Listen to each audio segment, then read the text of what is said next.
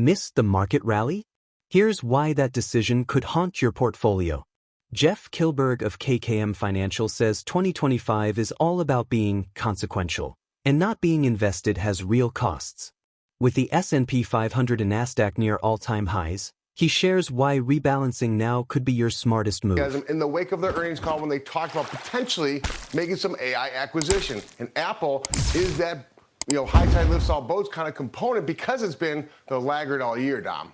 All right, given what we've seen so far with the price action pre-market, take us through your word of the day. My word of the day, Dom, is consequential, meaning that we have seen since April 8th, 84 trading days ago, Dom, we were at 4,800 in the S&P 500. If you were not invested or underinvested or contemplating going to cash, there has been consequences. So I think right now, as we're about 50 points away in the S&P 500 from another new all-time high, I think you have to be invested despite all the noise, all the headwinds of tariffs. All right, if you stay invested, that's one thing. Do you keep adding to every single dip that you have, or do you lighten up every time we hit a new high?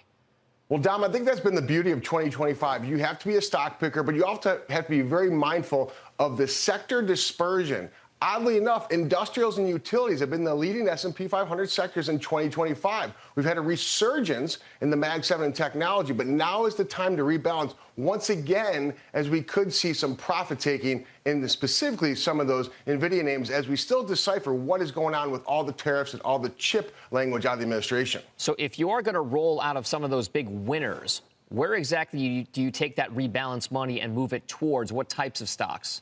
Well, Dom, I think it's interesting. There's a rotation going on right now, right here, inside of the bigger tech situation. If you look at Apple, if you look at Amazon, even Google to a certain extent, those have been the laggards. So you can't walk away from your exposure to the big high-flying chip names like an NVIDIA or a Meta. But I think you have to be very considerate of rebalancing, simply meaning taking some profit off that and the underperformers have to buy. But I also look at some of the industrial, like a CME, a 3M, a Boeing, for example, a Duke Energy. These are names, I think, the essential economy names. You're going to see this industrial tilt for the back half of August, which historically has been pretty volatile. We just have a couple seconds left here.